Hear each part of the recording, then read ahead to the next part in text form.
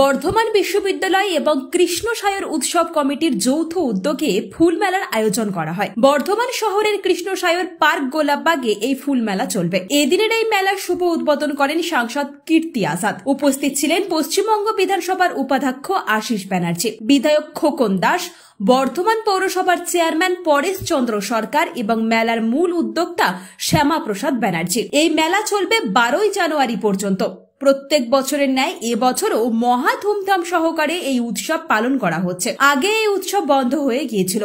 বর্ধমান দক্ষিণের বিধায়ক খোকন দাসের উদ্যোগে ফের এই উৎসব চালু হয়েছে। এই অনুষ্ঠানের বিশেষ আকর্ষণ ছিল বক্তৃতার মধ্যে দিয়েই সাংসদ কীর্তি আজাদের খালি গলায় গাওয়া গান।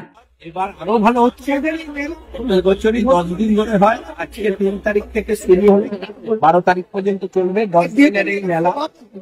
আমাদের ডেপুটি স্পিকার বিধানসভার আশিস ব্যানার্জি তিনি আসলেন উদ্বোধনে।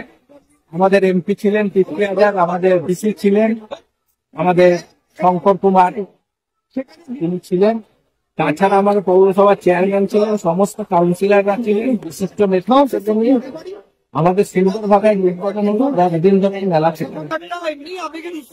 বর্তমান শহরের মানুষের প্রাণের মেলা, মনের মেলা, এবং সেই উৎসবটা বর্তমান শহরের মানুষের কাছে উপহার হিসেবে নতুন ভাবে আমাদের বর্তমান দক্ষিণের বিধায়ক খোকন দাস তুলে দিয়েছে, এবং খোকন দাসের সহযোগী হিসেবে আমরা কাজ করে চলেছি।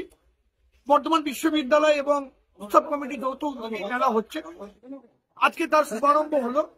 আমরা সকলের কাছে একটাই অনুরোধ করবো, সকলের সহযোগিতা করুন, শান্তিপূর্ণ ভাবে একটা ভালো মনোরম পরিবেশের মধ্যে দিয়ে আমরা কৃষ্ণসায়র উৎসবটাকে যেন সম্পন্ন করতে পারি।